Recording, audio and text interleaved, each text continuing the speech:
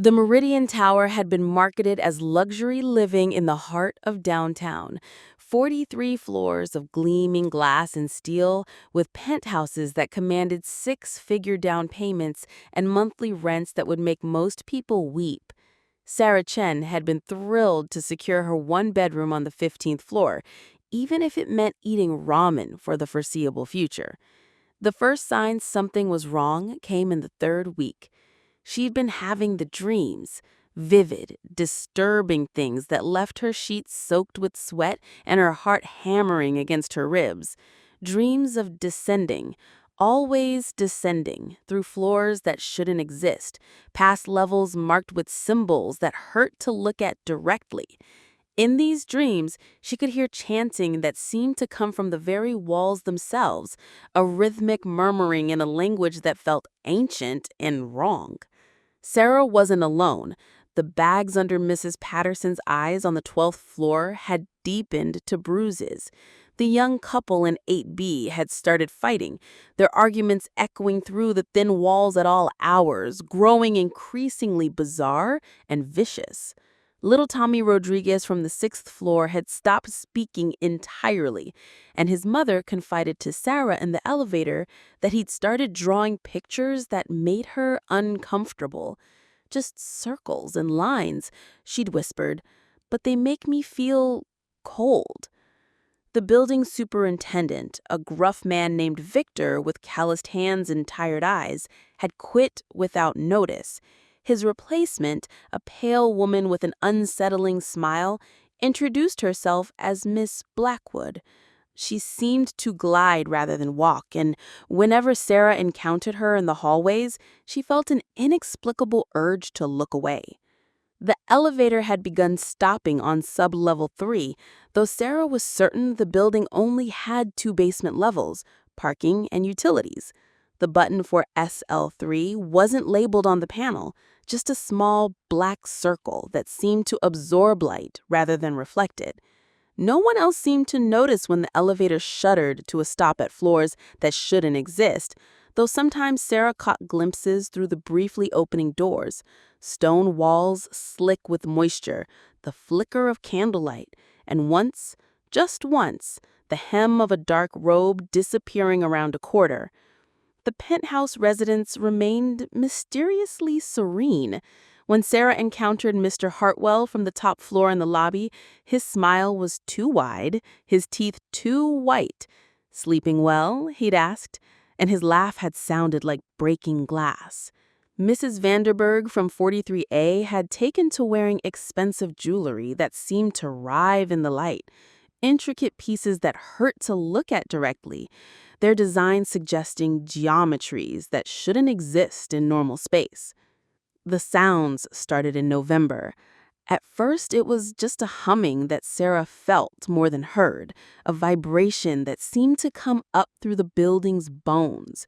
It was strongest at night between 2 and 3 a.m., making her teeth ache and her vision blur. The humming was joined by other sounds, distant drumming, the scrape of stone on stone, and worst of all, voices raised in unison, chanting words that made her skin crawl. The building's residents grew stranger by the day. The businessman from the 20th floor started speaking in Latin during phone calls, his voice carrying through the air vents. Children stopped playing in the building's courtyard, huddling close to their parents with wide, frightened eyes. Plants died. Pets went missing.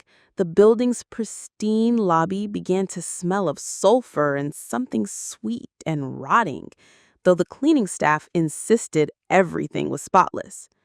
Sarah tried to research the building's history and found gaps, construction delays that were never explained, workers who'd quit mid-project, and a curious detail about the foundation work.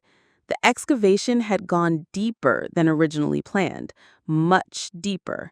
There were sealed city records and newspaper articles that ended mid-sentence, as if someone had gone to great lengths to bury the truth.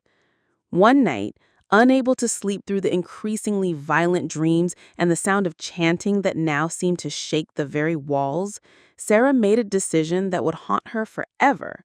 She took the elevator to the basement, her finger hovering over the unmarked button. The doors opened onto a corridor carved from living rock, lit by torches that burned without smoke. The walls were covered in symbols that seemed to move when she wasn't looking directly at them. And the air was thick with incense and something else, something metallic and warm. At the end of the corridor, she could hear them, voices raised in ecstatic prayer to something that had never been meant to answer. Through a crack in a massive stone door, she glimpsed robed figures arranged in a circle around an altar that seemed to be carved from a single piece of black stone. Above them, the ceiling opened into darkness so complete it seemed solid, and in that darkness, something vast and patient was listening. Miss Blackwood was there, her pale face transformed by rapture, and beside her stood Mr. Hartwell and Mrs. Vanderburgh, their expensive clothes replaced with simple robes. But it was the figure at the altar that made Sarah's sanity crack like thin ice, a shape that wasn't quite human, whose presence made the air itself seem to recoil. Sarah ran. The next morning, she put in her notice and began looking for a new apartment. Any apartment, as long as it was far from the Meridian Tower. But the dreams followed her, and sometimes in the early hours of the morning, she could swear she heard that chanting carried on the wind.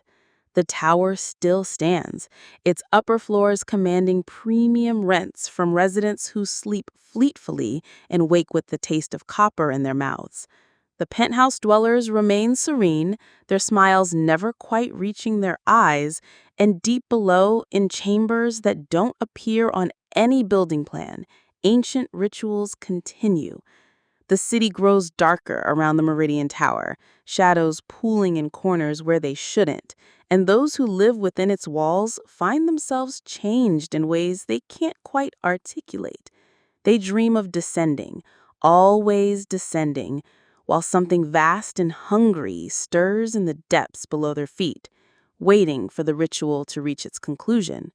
After all, the best foundations are built on something solid, even if that something was never meant to be disturbed.